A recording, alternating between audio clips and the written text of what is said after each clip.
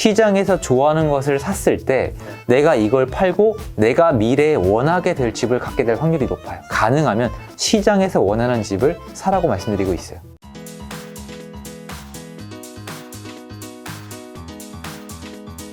자, 그럼 이제 부동산 투자 관련해서 제 3대 질문, 사람들이 가장 궁금해하는 걸 좀 들어보려고 하는데, 자, 그럼 지금은 부동산 사야 하는가 말아야 하는가 측면에서는 자, 무주택자는 내 집 마련, 뭐 당연히 집 오른다고 생각하시는 거니까 지금 무주택자는 해야 되는 거겠네요. 네, 사야 돼요. 그리고 사람들이 영끌하지 말라 그러잖아요. 네네. 전 그것도 아니에요. 전 캐릭터가 달라요. 저는 인생 한번 망했다가 이거 택했잖아요. 네. 저는 그래요. 내가 지금처럼 인생을 평생 사는 게 싫으면은 그만큼 과감한 선택이 필요하다고 생각을 해요. 리스크를 감안해야 네, 된다. 저는 그런 선택하신 분들을 만나고 싶어 하는 거예요, 사실은.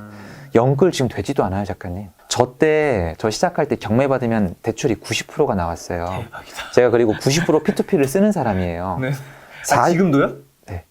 급하면 전 써요. P2P. 좀 친해져서 이제 8%대에 써요, 저는. 그런데 P2P 쓰잖아요. P2P 쓰면 3개월 있다가 대환 대출을 하는 건데 한 아파트, 서울의 아파트 사면은 한 4천만 원 날라가요. 현금으로. 중간에 브릿지까지 받아 먹는다. 대출이라는 게 되게 복잡하거든요. P2P를 추천하진 않아요. 너무 무서운데 저는 제가 택하는 테크닉 중에 하나니까. 지금 여기 실력과 경험과 그런 것들이 있으니까 사용해도 되는 거고. 한 해보고 싶어요. 다행히 저희 집사람이 이해해줘서 여보 감사합니다. 하지만 좀 일반인 분들은 절대 하지 마세요. 가급자지 말고. 네, 잠 못 자요. 여러분 요새 영끌 안 돼요.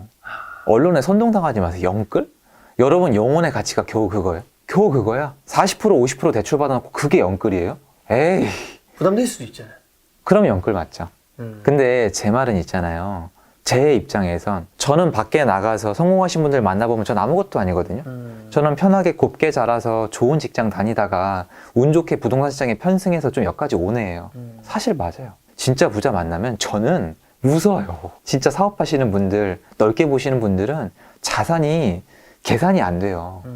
그런 분들 입장에서 저는 아무것도 아닌데 그런 분들이 어떤 심정으로 사업을 하겠어요. 근데 우리 일반인이잖아요. 자유를 꿈꾼다면서요. 월급으로 꿈꿀 수 없는 걸 갖고 싶다면서요.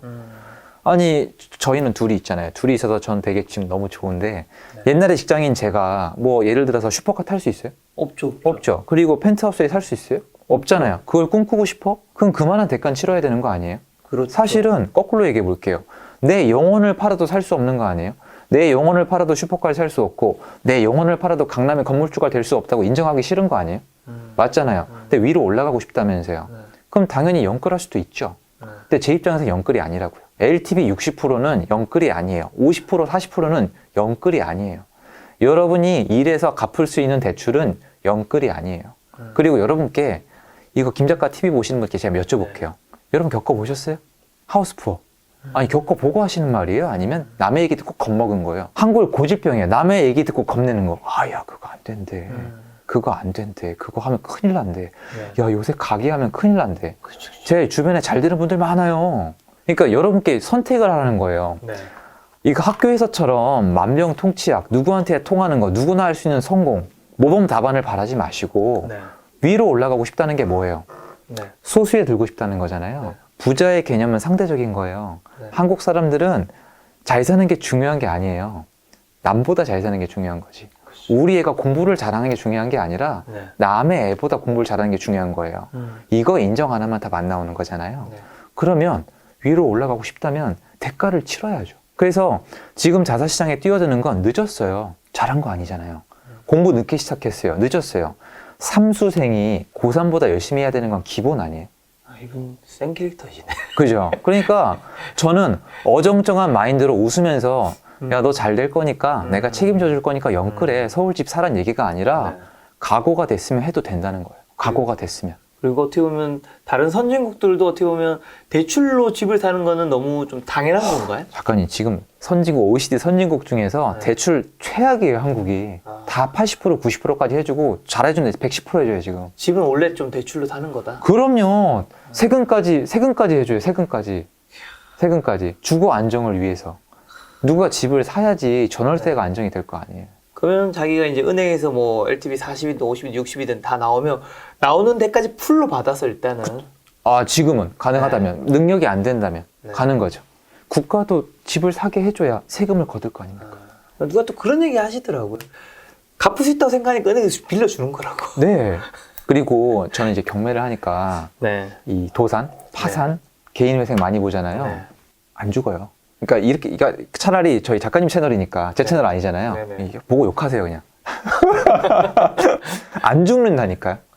그러니까 여러분이 제가 인생의 각오가 어느 정도인지 모르겠는데 제 캐릭터를 아시는 분들은 알 거예요. 네. 편하게 설렁설렁 그딴 거 없어요. 직장 그만두 30대 초반의 남자가 직장 경력 다 그만두고 스펙 다 버리고 나온다는 게 어떤 건지 아세요? 많은 분들이 제가 직장 그만두고 여기까지 왔으니까 잘 됐다고만 생각하시잖아요. 그게 뭔 뜻인지 아세요? 연애도 못하고 아무것도 못해요. 요새 누가 백수 남자랑 연애를 해줘요? 아, 그렇죠, 그렇죠. 네, 다 버리고 나온 거예요. 대학 성적, 내가 대학을 가기 위한 그 노력들, 내 그 토익 점수와 영어 점수, 내 10개가 넘는 그 자격증들, 그걸 다 바닥에 갖다 버리고 나온 거예요, 저는. 그 정도 각오예요. 그게 영끌이에요. 근데 대출 몇 푼 받고 겁내하시는 거는 잘 모르겠어요. 오르는 거 내리는 거 이렇게 맞추고 싶으시면은 네. 주식이나 선물 옵션 하시면 돼요. 그래도 대출 무서워하시는 분이 있을 수 있으니까 그럼 받지 좀 않으시면 벗어날 수 있는 예, 예. 뭔가 동기부여 방법 하나만 딱 전해주신다면. 철저한 계획? 그거 외엔 답이 없어요. 그리고 세금 계산, 그러니까 지금은 대출 이자랑 세금에 대한 계산이 안 돼 있으면 하시면 안 돼요. 그리고 저는 어떻게 하냐면은 네. 대출을 받았잖아요. 네. 대출을 받고 1년 정도 이자를 은행에 남겨놓고 가져가요. 저는 그랬는데 저는 지금 그게 되니까 하는 거고. 그러니까 대출 이자를 잠깐 눈으로 가리는 거예요. 그리고 열심히 그걸 불려서 이걸 갚는 구조를 만드는 거죠. 선택을 하는 거예요. 대출을 받았다는 거는 성공을 해야 되는 거예요. 그렇죠. 대출을 받았다는 거는 내 수익의 많은 부분을 내 미래의 시간을 땡겨서 조건을 교환한 거잖아요. 한국은 자본주의는 화폐랑 신용으로 돌아가요. 대출을 안 쓰겠다는 거는 화폐만 쓰고 신용을 안 쓰겠다는 거예요. 가난하게 살겠다고 맹세하는 거랑 똑같아요. 정말이에요. 신용을 써야 돼요. 누가 날 보고 돈을 빌려줘요. 근데 한국은 그게 된다니까요. 자, 그걸 갖다 썼죠. 그럼 날 믿어준 사람한테 부응해야죠. 잘 돼야 돼요. 못됐으면 그에 상응하는 처절한 대가를 치러야겠죠. 그걸 알고 빌린다면, 대출 이자를 감당할 수 있다면, 네. 세금 계산이 됐다면 저는 써도 된다고 생각해요. 지금 무주택자인 분들이 이제 내 집 마련을 해야 한다고 해도 괜찮다 말씀해 주셨는데 네. 어떻게 보면 실수요자인 이 무주택자신 분들이 네. 집을 못 사는 이유도 있잖아요. 네. 집을 못 사는 이유는 지금 뭐라 생각하세요? 아, 잠깐 이건 진짜 잘 알죠. 너무 잘 알죠. 제가 상담하면 100% 들어오는 거니까. 아, 진짜요? 네. 왜요? 왜냐? 지금 상담 중에 하신 분들 중에서 네. 딱 나뉘어요. 딱 그때 말 듣고 사신 분이 있고 네. 3년, 4년째 안 사는 분이 계세요. 그럼 저희 작가님 얘기는 3년, 4년째 못 사시는 분들 이유 얘기해주면 100%일 거 아니에요. 그렇죠. 만약로 무주택자인데 나는 집을 사고 싶은데 못 사는 게 한 3, 4년 됐다는 거잖아요. 왜? 딱 3가지. 세 가지. 그거는 제가 이제 옛날에 제 영상 만들려고 추스려 놓은 게 있어요. 네. 여기서 얘기를 할게요. 네. 첫 번째, 이건 첫 번째야. 돈이 없어서. 아, 돈이 없어. 아, 이건 인정을 해야 돼요. 아, 그렇죠. 돈이 없어서 못 사시는 분들 많아요. 특히 누구? 젊은 세대. 너무 억울하죠. 이건 뭐 어쩔 수 없어. 전 할 말 없어요. 네. 그분들은 잘못이 아니에요. 그건 진짜 할 말 없어요. 네. 어떻게, 돈 없는데 어떻게 해요? 못 사요. 못 삽니다. 그거 못 사는 거니까 그거 인정하세요. 네. 못 사는 거고, 못 사는 분들은 이걸 아셔야 돼요. 공부를 해보고 살지 말지. 살 거라면 그 건물주분이 저한테 얘기해 준 것처럼 얼마짜리를 살지. 그러려면 내가 어떤 직장에서 어떤 신용 등급 얼마를 모아야 될지를 계산을 해보세요. 그게 난 놈이에요. 네. 그렇게 한 친구는 돼요. 두 번째, 딱 상담하면 이래요. 집을 제가 상담을 해서 여기 살아 그러면은 딱 얘기가 이렇게 나와요. 아, 지하철이 좀 먼데. 아, 그럼 지하철 가까운데 얘기하면 단지 수가 400가구밖에 안 되는 좀 대단지 없어요. 그럼 여기를 하면 아, 제가 경기도 가기엔 좀 그렇고요. 그럼 여기 하면 학군이 좀 이래요. 완벽을 바래. 그럼 강남 가야지 뭐. 그러니까 여기서 얘기할게요. 자기 주제를 몰라. 자기 주제 몰라. 이게 남녀가 소개팅 나가면 마음에 드는 사람 안 나올 확률이 높은 이유 아시죠? 결혼정보업체가 해준 얘기인데요. 네. 사람이 궁금하다. 항상 소개팅 했는데 네. 상대방이 엉망이 나온 이유? 소개팅을 업체에다 의뢰하면은 자기랑 동급이 나오잖아요. 그쵸, 맞아. 그걸 인정을 못 하는 거예요. 내가 내 수준이 얘일 리가 이건 아니야. 얘는 아닌 거예요. 얘보다 위. 야, 굉장히 현실적이다. 그러니까 그렇죠. 항상 아무래도 마음에 안 들어. 결혼 주선 업체에서 하면 나랑 비슷한 사람이 당연하죠. 딱될 테니까. 얘는 아니야. 얘보다 위가 나와야 돼. 그래서 항상 별로야. 그러면 자신 있게 대답할 수 있어요? 상대방은 내가 너무 마음에 들었는데 내가 벤치 놓은 거라고 자신 있게 얘기할 수 있어요? 아니에요. 상대방도 야 좀 여기 별로야. 이런 얘기를 한단 말이에요. 사람들 보통 나는 보통 이상이라고 생각해요. 이게 좀 달라요. 이게 여성, 남성분 차이가 있어요. 제가 이건 왜 말씀드리냐면은 여성분들이 훨씬 재테크를 잘해요. 제가 해봤을 때. 왜요? 근데 이거는 제가 근거가 있어요. 남자분들은 네. 자기에 대해서 좀 낮추거나 남자들끼리 경쟁이 치열하니까 좀 자기에 대해서 자신감 없는 분들도 있고 있는 분들도 있고 왔다 갔다 해요. 근데 여자분들은 이 20대 아리따운 기간을 거치면서 남자들이 대시를 하잖아요. 그 대시하는 사람들이 이게 약간 잠깐 놀러 가서 아니면 길거리에서 자기보다 한 단계 훨씬 높은 분들, 부잣집인 분들, 외제차 타는 분들, 막 교수님들, 도련님들이 다 대시를 해요. 그러면 눈이 되게 높아지세요. 그럴 수 있죠. 본인들 잘못이 아니에요. 자기한테 그 수요가 있는 거니까. 그래서 항상 나보다 한 단계 위 또는 두 단계 위 있는 것을 원해요. 아, 그게 집을 사건 할 때 똑같이 드러나요. 야. 대출을 훨씬 더 잘 쓰세요. 왜? 난 이 정도야. 그래서 대출 쓰는 게 맞아. 라를 빨리 이해하는데 남자분들은 걱정부터 하세요. 요거 내가 감당이 될까? 근데 진짜 그게 나뉘어요. 근데 아닌 분들도 계시는데 요거 남녀 성차별 아닙니다. 요새 이거 잘못 얘기하면 큰일 나가지고 절대 아니고 전 남성이라서 잘 몰라서 하는 얘기일 수도 있으니까 좀 봐주시고 소개팅 나가면 한 단계 위를 바라니까 안 되잖아요. 집 살 때 똑같아요. 집을 골라주면 이게 본인한테 맞는 거라고 제가 생각을 하는 건데 계속 딴 얘기를 하세요. 그래서 이분들을 몰고 가면 정답이 어디냐? 아크로 리버파크, 레미안 대치 팰리스, 잠실의 엘리트나 아시아 선수촌 가면 되는데 그럼 맨 마지막 결론은 뭐예요? 일본으로 가는 거예요. 돈이 없어. 그럼 다음 기회에. 세 번째는 가격 집착. 아, 너무 많이 올랐어. 아, 제가 옛날에 이 3번에 굉장히 집착했던 사람 중에 한 명. 저도요. 그냥 많이 올랐으니까 떨어질 거야. 여러분 지금 몇 년째 기다리셨어요? 많이 올랐으니까 떨어질 거야. 2017, 18, 19, 20, 21 이쯤 되면 뭔가 요번 시장에 참여 안 해도 좋아요. 근데 배울 건 배워가셔야죠. 왜 이렇게 오래 올랐을까? 다 쏙 들어갔죠. 5년 주기설, 10년 주기설, 무슨 이론 하나도 안 맞아 떨어지죠. 다 속은 거예요. 그게 아니라 수요와 공급이에요. 가격은 수요와 공급의 결과물에 불과해요. 지금 김 작가님 몸값도 제 몸값도 수요와 공급에 의해서 결정될 뿐이에요. 쉬워요. 예를 들어서 수요 공급. 작가님이 보시기에 얼음 공장의 몸값이 너무 높은 거예요. 네네. 그럼 이렇게 얘기할 수 있을까요? 저 댓글에 있었는데 너 지금 잘 나가지 이놈아. 제일 잘 나갈 때가 꼭지점이야 라고 저 악플 되게 지능적으로 쓰는 분들 계시잖아요. 그걸 어떻게 알아요? 그게 중요한 게 아니에요. 내년에 나에 대한 수요와 공급이 중요한 거죠. 그게 중요해요. 그래서 3번 분들은 수요 공급을 시키면 집을 사요. 아쉽지만 그렇게 됩니다. 수요 공급을 시키면 된다. 네, 중요한 건 지금 이미 많이 올랐다가 아니라 내년에 내가 집이 꼭 필요한가? 투자를 하고 싶은가? 그거고 그 다음에 수요 공급이 맞는가 틀린가요? 그게 중요합니다. 야, 오늘 선생님 모시고 부동산 얘기 들으려고 했는데 남녀 소개팅 얘기도 듣고 너무 재밌네. 저 인문학이나 책 이걸 좋아해가지고 네, 책을 좋아해서 그랬습니다. 자, 그럼 그 다음에 1주택자분들이죠. 네. 1주택자분들은 좀 어느 지역 어느 주택으로 뭐 갈아타야 되는 건지 아니면 뭐 양도세도 많고 요즘 하니까 그냥 뭐 가만히 있어야 되는 건지. 상급지로 갈 수 있으면 가는 게 좋다고 생각을 해요. 위로 올라갈수록 아마 더 사기 어려워질 테니까. 아, 시간이 지날수록? 예, 위에 있는 주택일수록 더더욱 지금 팔 이유가 없어요. 왜요? 아, 되게 쉽게 설명드릴게요, 작가님. 네. 다주택자의 양도세를 풀어야 되는 이유가 뭘까요? 시장에 수요와 공급인데 공급이 부족하죠. 그럼 다주택자 양도세 풀면 공급만 늘어나죠. 팔아먹을 거 아니에요. 그렇죠. 자, 1가구 1주택의 양도세를 풀었다. 그건 공급이 아니죠. 팔고 가만히 있을까요? 사야죠. 팔고 사잖아요. 얘네를 풀어주면은 공급 하나, 수요 하나예요. 똑같지. 똑같잖아요. 자, 그러면 이 1주택자가 사고 팔 때 어떻게 될까요? 잠실을 팔고 경기도로 갈까요? 강남을 팔고 강북으로 갈까요? 없어요. 제 상담 사례 중에서. 무조건 상급지로 올라갈 거니까 판단 말이에요. 자, 그럼 지금 시장은 지금 기조대로 간다면 1가구 1주택에 초점을 계속 맞출 거예요. 그렇죠. 다주택자는 죽이고 무주택자 집 사는 걸 좀 도와주거나 1가구 1주택자가 집을 옮겨 타는 걸 도와줄 거예요. 그럼 1가구 1주택자가 지금 집을 내놓는 것밖에 바랄 게 없는데 그러면 높은 곳에 있는 주택이 나올 확률이 높을까요? 낮은 곳이 나올 확률이 높을까요? 낮은 곳이 낫죠. 낮은 곳을 먼저 팔고 위로 올라갈 테니까. 그럼 지금 갈아탈 수 있다면 최대한 빨리 갈아타는 게 맞죠. 그래서 지금 가시면 압구정동, 반포 이런 데 물건 잘 없어요. 뭐 물건이 많다 그러죠. 압구정 현대 한 바퀴 돌고 말씀하시죠. 저는 매도자가 이런 갑질하는 거 태어나서 처음 봤어요. 그냥 간 봐요. 어떻게 갑질하는데? 전화하면은 철저히 간을 봐요. 진짜 출발할 거예요? 진짜 살 거예요? 나 잔금을 맞춰줘야 되는데 이걸 다 해요. 그리고 전화하더니 남편이 팔지 말래요. 아니 야. 이런 게 어딨어. 약올리는 것도. 그러면 여기서 문제예요. 원래 저희 사장님들이 이 압구정 쪽에 사장님들 콧대 진짜 높거든요. 저희 사장님들 중개 사장님들이 있어요. 중개 사장님들을 자꾸 뭐 비하하잖아요. 뭐 네. 떡방이니 복대니. 전 떡방이 무슨 말이에요?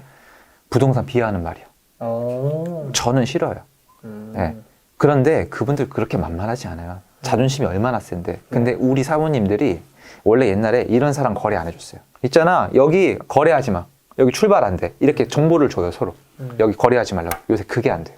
매물이 없고 생기 유지가 안 되고 원주민들한테 잘못 찍히면 거래가 안 되니까 기가 꺾이셨어요. 그래서 매도자 갑질. 우리는 매수인 매도인만 보잖아요. 중개인과의 관계도 있는 거예요. 우리 중간중간에서 알게 모르게 중간다리 역할 하시는 분들이 많아요. 그리고 중개사님들 많이 욕하시는데 좋아요. 나쁜 분도 많겠지만 중개사님들이 필요 없으면 알아서 없어져요. 수요가 없으면 알아서 없어진다니까요. 그분들 필요 없어져요. 요새 뭐 인터넷 거래하자 이러잖아요. 여러분을 위해 하는 얘기인데 여러분 중개 사고 한 번만 터져보세요. 진짜 어떻게 되는지 다 원활하게 될 것 같잖아요. 중개 사고 한 번 터지면 법무사, 변호사 찾고 중개사님 찾고 난리 나요. 진짜 일반 매매 사고가 터지거든요. 그러지 말고 법무사님 돈 드리고 중개사님 돈 드리고 안전하게 하면 되고, 너무 비싸면 사장님한테 얘기해서 좀 깎으면 되잖아요. 전 그게 맞지 무조건 한 직종을 나쁜 직종 이렇게 폄하해서 죽이지 않았으면 좋겠어요. 저 참고로 주변에 아무 관계 없습니다. 네. 네. 자, 세 번째 그 마지막. 네. 다주택자분들은. 예, 그거는 이제 네 알아서 해야 되는데 아, 제가 왜 이렇게 얘기하냐면 그 정도로 편하게 얘기해. 다주택자는 야생이에요. 지금 야생? 진해 각자 도생이에요. 이건 말이 안 통하는 시장이에요. 왜 그러냐, 본인이 세금이 얼마가 나오는지 제가 몰라요. 본인이 세금이 감당이 가능한지를 몰라요. 네. 그러니까 세금이 많이 나오는 분들은 억대로 나오고 그렇죠. 적게 나오는 분들은 수천만 원까지 나오는데 네. 감당이 가능하겠냐는 거예요. 베팅하는 거예요. 차익이 클지 세금이 클지. 네. 여기서 끝이 아니죠. 차익이 크다면 내가 매도할 자신이 있는지, 내가 유지할 가능성이 있는지, 내가 지금 내 생계 유지하면서 세금을 내고도 안 팔릴 수 있는 리스크를 지고도 매수 매도를 병행하면서 수익을 낼 수 있는지 네. 스스로 선택을 해야 돼요. 그리고 다주택자는 지금 수도권에 진입을 못하고 지방 유동성 장애가 있어요. 아까 말씀드린 유동성 장애 뭐냐면은 주택시장이 욕을 먹는 이유가 바로 요거죠. 실수요 시장이 아니라 유동성 장. 요게 문제예요. 투기꾼들 사고 파는 거. 네. 관광버스 타고 내려간다 그러잖아요. 이게 뭐냐면은 실사용 가치와 무관하게 집을 사재 끼는 거예요. 옛날에 많이 성행했었어요. 그땐 대출 끼고 많이 했고 지금은 전세 끼고 많이 해요. 그런 지역의 특성이 중간중간 소관기를 맞이하면서 매매 물건은 없는데 전세 물건만 있어요. 광주광역시 가면 약간 이런 지역이 있어요. 뭐냐면 실제 전세를 구해서 입주하는 사람보다 사는 사람이 더 빨랐던 거야. 말도 안 되는 거지. 막 집을 10채, 20채 막 사람들이 모여서 막 사. 다 전세를 놔. 근데 매매 물건은 싹 다 날라갔죠. 전세 매물만 남아있는 거예요. 이런 것들은 욕을 먹어 마땅한 게 오로지 시세를 올려서 나중에 팔아먹을 생각으로 사는 거예요. 그런 지역들은 유동성이라 그래가지고 전 유동성장이라고 봐요. 돈 놓고 돈 먹기예요. 계속 들어요. 과거에 지방시장에 소규모 주택 쌓아야 돼요. 얘는 돈도 없거든요. 2010년도부터 2014년도까지 전국의 소액 아파트가 이유 불문하고 다 올랐어요. 뭐 충청도, 전라도, 경상도, 부산의 짜투리, 울산의 짜투리, 강원도 좀 타이밍이 달라요. 평창올림픽 때문에. 그리고 경기도 일부 지역까지 그 시기에 엄청 올랐어요. 설명이 안 될 정도로 올랐어요. 그때 가보면 다 투기꾼이 샀어요. 그런 시장은 어쨌건 중간에 잘못 물리면 망하는 겁니다. 네. 그러면 세금 리스크에, 유동성 리스크에, 매도 리스크에, 그리고 여러 가지 또 리스크가 있습니다. 정부 리스크도 있고. 이걸 네가 감당하고도 할 수 있다면 하는 거고, 없다면 당장 때려치는 게 맞죠. 없다면. 저자님은 지금 줄여나가고 있으세요? 유지하고 있으세요? 늘려가고 있으세요? 줄이고 있습니다. 아, 줄이고 계십니다. 그리고 지금 방금 전에 투기꾼 얘기해 주셔서 네. 좀 여쭤보고 싶은 게 부동산에서 투기꾼은 정확하게 누구죠? 다주택자는 아니에요. 투기꾼인가요? 왜냐하면 다주택자라는 거는 모든 집을 자기가 지금 살고 있는 건 아니잖아요. 그쵸? 투기꾼은 저는 이렇게 결론을 냈어요, 작가님. 네, 뭔가요? 너. 어? 너. 너? 너. 나 말고 너. 그게 무슨 말이야? 나는 투자고 넌 투기. 아, 웃자고 말씀드린 게 제가 작가님 TV에서 그런 싸구려 농담 안 하고 네. 저는 그렇게밖에 받아들이지 못해요. 왜냐면은 고위직들도 그러시고 지금 앞뒤가 맞는 사람이 하나도 없어요. 그냥 자기가 하면 노후 대비고 자기가 동생한테 팔면은 세금 절세고 국민이 하면 투기고. 그래서 저는 네가 하면 투기고 내가 하면 투자라고 생각을 해요. 그리고 이 말씀을 드려서 짧게 한 말씀만 더 드릴게요. 네. 지금 진짜 각자 도생의 세상이에요. 여러분 지금 4년 5년 동안에 이런저런 사람 믿었죠. 뭐 저 같은 유튜버를 믿었을 수도 있고 네. 유명한 사람을 믿었을 수도 있고 네. 정부를 믿은 사람도 있죠. 네. 잘 됐어요? 다 망했어요. 남의 말 믿은 사람. 나한테 맞게 행동한 사람은 살아남았잖아요. 네. 그러면 제 말이 맞죠. 내가 하면 투자고 네가 하면 투기니까 여러분 스스로 결정을 하세요. 투자하시라고요. 여러분이 봤을 때 전 투기인 거예요. 전 죄송한데 전 투자예요. 저는 제 인생과 제 가족을 위해서 최선을 다하고 있는 거고요. 이 부동산 투자하기 전에 제 월급쟁이 생활할 때 제 인생 아무도 책임 안 져줬어요. 누가 도와줬는데요? 이걸 누가 할 거예요? 제가 하고 제가 누리는 거고 제가 책임지는 거예요. 그래서 저는 투기는 네가 하는 건 나 투기다 이렇게 생각합니다. 자, 두 번째 질문이죠. 어느 지역이 좀 유망한가인데 5대 강력시부터 한 번만 찍고 일단 넘어가볼게요. 한번 점검 좀. 5대 강역시? 일단 부산, 대구, 와, 이거 봐야겠다. 강주, 울산, 대전. 네. 여기 일단 지역은 괜찮나요? 제가 고향이 대구인데 대구가 좀 불안하다는 얘기가 들리더라고요. 그냥 대구 꼴찌인데. 여기 시장은 일단 내년에 어때요? 내년에요. 이거 그대로 순번 묵일게요. 제가 순번을 매긴다면 네. 부산 1. 좋다는 건가요? 네, 좋은 순으로. 네. 부산 1, 울산 2, 광주 3, 네. 대전 4, 네. 대구 5. 이렇게 합니다. 그럼 이 중에서 이제 순서는 부산, 울산, 강주, 대전, 대구로 하셨는데 예. 사도 되는 곳은 어디라고 보세요? 전부 다인가요? 다요. 다요. 다요. 꼴찌지만 그래도 사도 된다. 네. 그게 무슨 의미예요? 수요와 공급이잖아요. 공급인데 이거는 지금 공급을 제가 공급량을 다 알잖아요. 제 이 지역들에. 네네. 대구가 공급량이 제일 많아요. 부산도 공급량이 조금 있는데 얘는 수요가 좀 많아요. 네. 울산은 공급량이 적어요. 네. 그리고 광주는 공급량이 딱 1년 동안 많은데 그래도 공급량이 적은 편인데 수요가 고정돼 있어요. 그리고 대전은 공급량도 어중간히 있는데 여태까지 좀 많이 오른 것도 있고 수요가 어정쩡해요. 옆에 세종시가 살아날 가능성도 있고. 그래서 이 수요와 공급을 매겼을 때 저라면 이렇게 선택한다는 거예요. 네. 데이터에 수요가 어떻게 나옵니까? 근데 대구가 공급이 있어요. 제가 여기서 좀 말씀을 드리겠습니다. 지금 전국적으로 제가 5대 광역시를 왜 사도 되냐고 얘기하느냐. 네. 전세 시장 때문에 그래요. 원래는 아니었습니다. 제 의견이. 지금 이 수도권과 6대 광역시 그래프를 보면은 KB 시기열을 보잖아요. 그럼 전부 다 상승하고 있어요. 전부 다 상승 여력이 대한민국 역사에 딱 한 번 있습니다. 88 올림픽 이후에 3조로 대한민국이 최고 호황을 누렸을 때 그때 딱 한 번 대한민국 전국이 다 올랐어요. 그 정도로 지금 경기가 좋을까요? No. 절대 아니에요. 지역마다 광역시마다 광역시의 특징이 뭐예요? 교육이 있고 인근의 인구를 흡수한단 말이에요. 그렇죠. 광역시는 절대 다른 지방도시가 갖기 어려운 것들을 가지고 있어요. 부산에 일자리 별로 없어요. 근데 주거 환경이 너무 좋아서 몰려드는 거거든요. 광역시는 매력이 있어요. 그럼 인구를 끌어들이는데 문제가 뭐냐?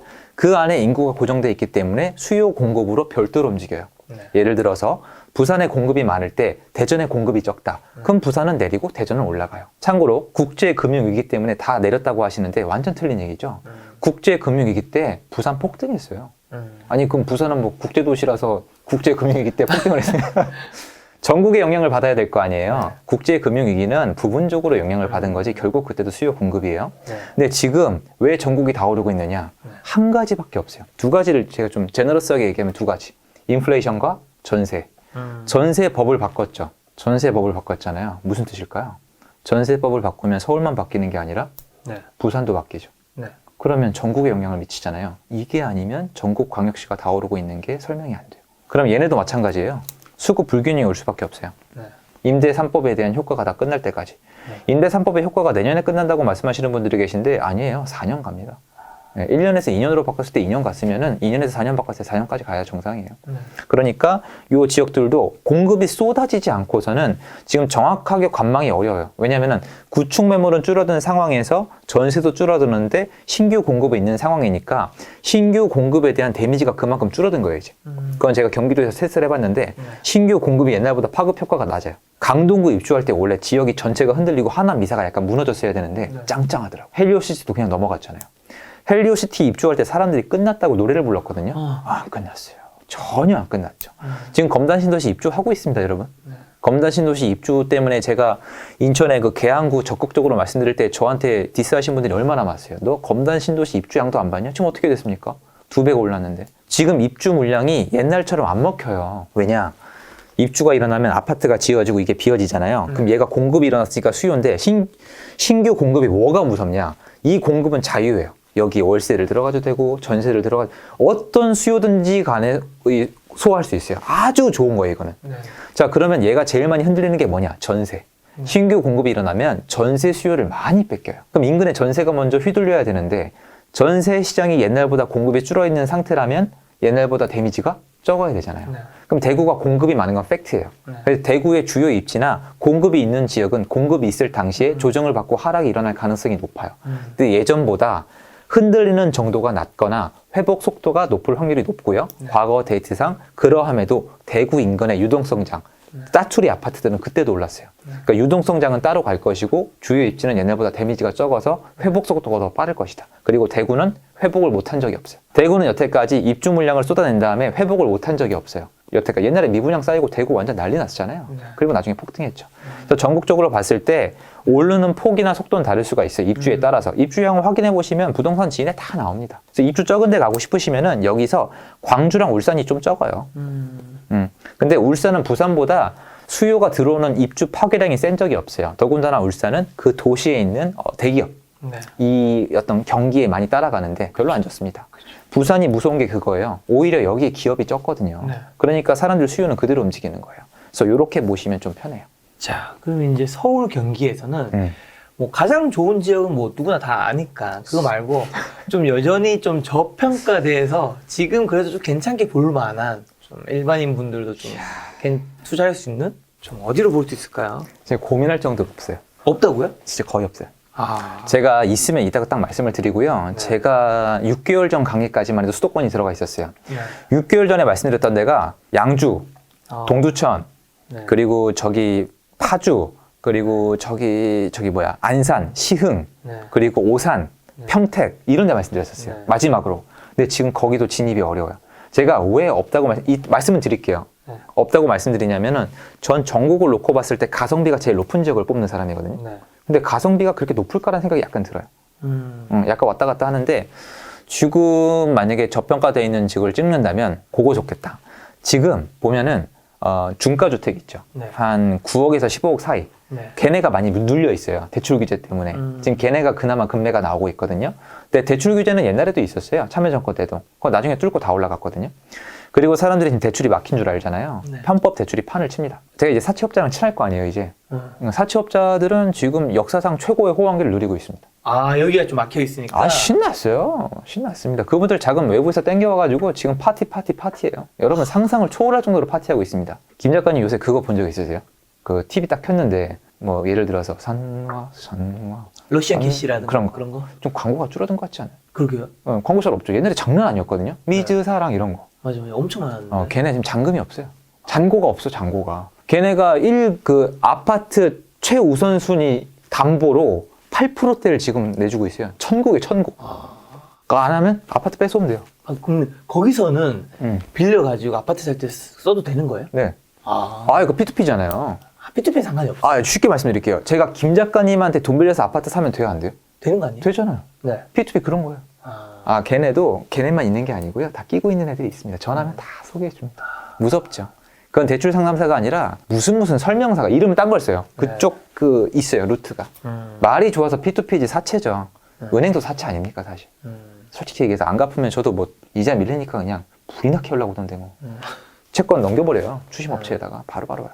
다 똑같습니다. 제가 봤을 때 그런 거. 근데 거기가 지금 대출이 안 나와서 눌려 있으니까 나중에 이런 걸 사람들이 돌파하고 수요가 터질 수가 있잖아요. 그럼 그런 것들을 좀 많이 보면 좋겠죠. 그런 것들이 주로 지금 와서 얘기하기 좀 애매한 것들인데 또 거꾸로 그런 데네요. 뭐 광진구나 마포나 아니면 뭐 용산이나 아니면 뭐 저쪽에 요새 좀 눌리고 있는 곳들 있잖아요. 뭐 여기 경기도긴 한데 광명시나 아니면 요새 안양이나 뭐 과천시나 이런 데들 약간 중저가, 중고가 몰려있는 곳들 그런 데를 뒤져보면은 좀 괜찮은 가격대가 나오거든요. 팔고 싶은데 못 팔아가지고 이런 데예요. 거기 분들이 팔고 위로 올라가려고 그러거든요. 쉽죠? 지금 보면은 그걸 팔고 강남으로 가거나 중간이잖아요. 지금 위의 시장은 망설일 이유가 없어요. 자산가들 시장은 지금 돈이 많단 말이에요. 그분들은 그 중간에서 팔고 위로 올라가는 분들이 어디쯤이겠어요? 마용, 성광 요쯤 분들이 팔고 올라가려고 그러잖아요. 근데 그분들이 팔라고 내놨는데 대출이 안 나오니까 안 팔리겠죠. 그래서 매물이 더 올라간 거잖아요. 작년에 서울 매물이 7만 개에서 8만 개까지 갔었거든요. 이건 통계가 다 다릅니다. 제가 생각한 8만 개까지 갔는데 서울이 올해 3만 개까지 줄어들었다가 지금 4만 개에서 5만 개까지 늘었어요. 는 거예요. 작년에 8만 개인데 올해 5만 개. 줄었잖아요. 근데 지금 매물 늘었다고 난리잖아요. 항상 전체 시장을 봐야 돼요. 자, 이런 상황인데 걔네가 안 팔리고 적체돼 있기 때문에 지금 깎여요. 그럼 그런 걸 어느 시장이 유망한 게 아니라 지금은 서울 자체가 수요 공급이 안 맞기 때문에 내 조건에 맞춰서 얼마나 싸게 살 수 있는지가 훨씬 더 중요하거든요, 사실은. 가성비예요. 저라면 거기 가서 싸게 사겠어요. 발품 팔아가지고.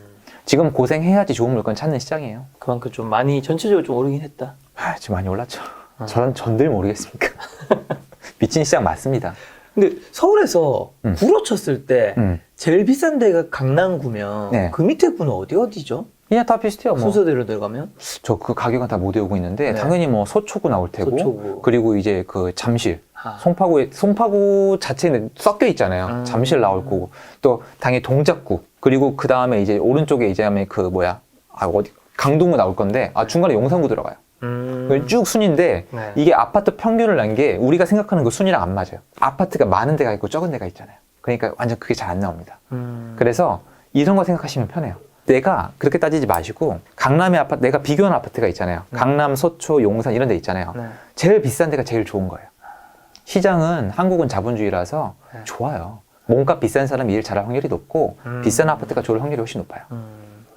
자, 지금 지역 얘기해서 그런데 그럼 좋은 입지를 좀 선택하는 기준들은 좀 어떤 것들 보면 좀 좋을까요? 일자리.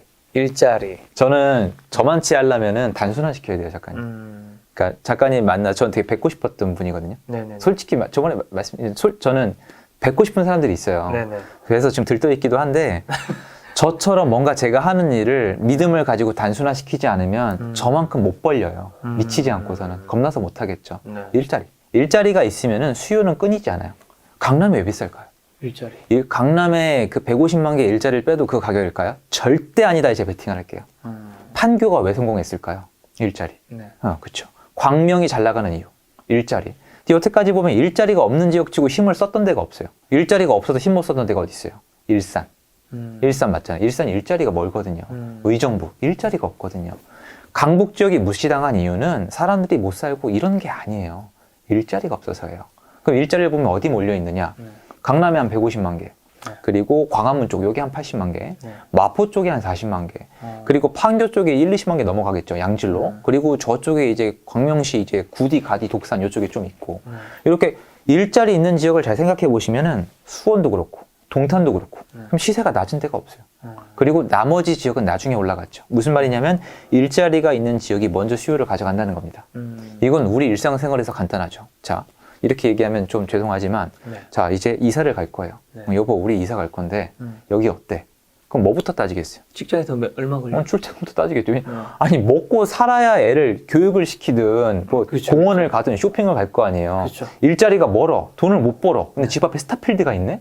그럼 못 사잖아요. 그렇죠. 그렇죠. 그리고 교육을 누가 신경 쓰겠어요? 네. 잘 사시는 분들이 아무래도 교육을 신경을 쓰죠. 무슨 말이냐면 못 사는 분들이 교육을 신경 안 쓴다는 게 아니라 잘 사는 사람이 있어야 학군이 형성이 돼요. 항상 그랬어요. 학군이 희소성이 정말 높은 거거든요. 네. 그러니까 먹고 사는 문제 그리고 우리 아이의 먹고 사는 문제가 학군인 거예요. 네. 지하철도 마찬가지예요. 일자리로 가는 지하철은 값어치가 있지만 일자리가 아닌 곳들은 별 값어치가 없어요. 6호선과 9호선의 가치가 같을까요? 우이경전철과 9호선의 가치가 같을까요? 절대 달라요. 김포 골드라인과 7호선의 가치가 같을까요? 무슨 말이에요? 전부 다 돈이에요. 아파트는 시멘트 덩어리에 돈을 얹어놓은 거예요. 네. 그래서 일자리로 가는 길, 내 아이가 일자리를 좋게 얻을 수 있는 길, 일자리예요. 그런 면에서 어디가 제일 좋냐? 강남. 부동산은 생각보다 단순해요. 40년 동안 우리 어른들이 통계를 이미 만들어 놓은 강남에 시장. 그렇게 일자리가 많나요? 많아요. 무슨 일자리 그렇게 많지? 많더라고요. 테헤란로. 일단 빌딩이 높잖아요. 그러니까 돈을 잘 벌어요. 판교가 왜 이렇게 떴냐면 판교 테크노밸리 전체 매출이 인천 공단 전체 매출 넘어섰어요. 미쳤죠. 인천은 지도에서 이만하거든요. 네. 판교 요만해요. 그러니까 요새 고부 가치로 가는 거예요. 그러니까 앞으로 좋은 일자리가 쏠릴 지역을 생각을 해보면은 IT 쪽이 좀 많겠죠. 그러니까 판교나 가디나 구디나 만약에 생긴다면 광명시흥 테크노밸리 그리고 마곡 쪽이 좋겠죠. 잠깐만 그 마곡 오세훈 서울시장이 마곡 옛날에 발표했을 때 그 사는데 비웃음을 샀어요. 그 방화동 그 거지촌에다 뭘 짓냐. 지금 가보십시오. 4억대 지금 분양했는데 20억 다 됐어요. 20억. 미쳤습니다. 네. 그 미분양 났었거든요. 안 된다고 했잖아요. 일자리를 넣으면 된다니까요. 남양주 신도시들이 왜 이렇게 힘을 못 쓰는지 알아요? 폄하 아닙니다. 별내 신도시, 갈매 신도시, 진접 신도시. 솔직히 인정들 하시죠? 분양가 대비 다른 데보다 많이 안 올랐어요, 여기. 일자리가 없잖아요. 근데 그에 비해서 다산이 왜 이렇게 잘 될까요? 다산에서 한 블록 넘어가면 광진구거든요. 일자리랑 그나마 가깝고 8호선이 들어오잖아요. 일자리가 있으면 다 해결이 돼요. 먹고 사는 게 최우선입니다. 자, 그럼 이제 가서는 그 지역까지 이제 골랐으면 이제 주택을 골라야 되는 거잖아요. 네. 좀 어떤 거 골라야 될까요? 나한테 맞는 거 골라야 되는데요. 네. 나 어떤 거 골라야 될까요? 네. 비교를 많이 하겠죠. 비교를 많이 하는데 이게 일단 목적은 다른 것 같아요. 일단 사람들이 저한테 왔을 때 제일 많이 하는 실수가 뭐냐면 아파트를 고를 때 내가 실제 거주하는 것처럼 고르려고 하세요. 예를 들어서 저는 많이 활용을 하는데 앞에 송전탑이 있다. 네. 그럼 안 살라 그래요. 송전탑이 있으면 싸거든요. 근데 제가 여쭤봐요. 거기 들어가 사실 거예요? 아닌데요. 상관이 없잖아요. 상관없죠. 그렇죠. 무슨 말이냐면 내가 실제 들어가 살 아파트랑 내가 투자용으로 사는 아파트는 나뉘는 거예요. 근데 아까 말씀을 하시지만 내가 투자용으로 살 아파트는 제일 중요한 게 뭐냐? 실거래가가 많냐 없냐예요. 부동산을 하다가 이제 경험을 쌓으신 분들은 알겠지만 제일 괴로운 건 가격이 내려가는 게 절대 아니에요. 이게 자신 있게 말씀드릴게요. 가격 내려가는 거 잠 안 오지만 괜찮아요. 안 팔리는 게 진짜입니다. 제가 2년까지 못 팔아봤는데 아주 그냥 미쳐 날뛰니다. 불가항력이란 말이 여기서 나오는 거죠. 집주인은 세입자가 없고 이 집을 사줄 사람이 없으면 아무것도 아니에요. 여러분이 욕하고 돈 벌었다는 그 집주인들 있잖아요. 수요 안 따라오면 쪽박이에요. 아무것도 아니에요. 한번 겪어보라 그래요. 다주택자들. 집 못 팔아가지고 난리 나는 거예요. 그런데 실거래가가 없다는 게 뭐예요? 내가 나중에 팔 수 없을 확률이 높다는 거예요. 제가 그래서 전문 강의가 아니고서는 아파트 외에 잘 말씀을 안 드리는 이유가 네. 제가 모든 분야를 하잖아요. 왜 하겠어요? 모든 분야가 돈이 돼요. 제가 장담 드릴게요. 모든 분야에 돈 버는 사람이 있어요. 네. 다 돈 돼요. 근데 왜 아파트만 얘기하겠어요? 그나마 물릴 확률이 적으니까 그렇게 하는 거고요. 실제 내 집 마련할 때는 저는 그냥 나한테 맞게 했으면 좋겠어요. 나한테 중요한 거 우선 순위로. 근데 비교를 하세요. 시장에서 좋아하는 것과 내가 좋아하는 걸 어느 정도 비교는 하셔야 돼요. 네. 시장에서 좋아하는 것을 샀을 때 내가 이걸 팔고 내가 미래에 원하게 될 집을 갖게 될 확률이 높아요. 네. 그러니까 조율을 하세요. 근데 저는 가능하면 시장에서 원하는 집을 사라고 말씀드리고 있어요. 그러니까 일자리가 있는 곳, 일자리가 가까운 곳, 땅의 값어치가 높은 곳, 신축인 곳, 대단지인 곳, 향이 좋은 곳, 커뮤니티가 좋은 곳 이런 거 쉽잖아요. 이런 것들을 채워 넣는데 거기서 나랑 거꾸로 가는 데가 있어요. 아, 난 조용한 데가 좋아. 난 산속이 좋아. 이런 데. 나는 꼭대기층이 좋아. 이런 건 서로 절충을 하셔야 돼요. 근데 저는 이제 부탁드리는 게 제가 상담을 쭉 해왔을 때 고액 자산가들은 그렇게 골라요, 이미. 안 봐요. 잘 안 오르는 고급 빌라를 그냥 사요. 딴 걸로 돈 벌면 되니까. 근데 서민들은 그게 아니라 젊은 친구들은 특히 미래에 자기가 뭘 원하게 될지 몰라요. 그리고 남자분들, 미래의 와이프가 어디서 살고 싶어 할지 모르잖아요. 애가 태어난 다음에 또 달라요. 그러면 뭐냐? 안전하게 내가 자산 개념을 반드시 가져야 되는 곳이니까 미래 시장이 좋아할 곳을 고르는 게 훨씬 더 사실은 좋아요. 그 시장이 좋아할 것, 아까 말씀드린 전망이 좋은 곳들을 미리 사놓고 나중에 옮겨 탈 때 그걸 활용하는 게 좋지 지금 당장 내 입맛에 다 맞춰버리면은 나중에 기회가 날아가요.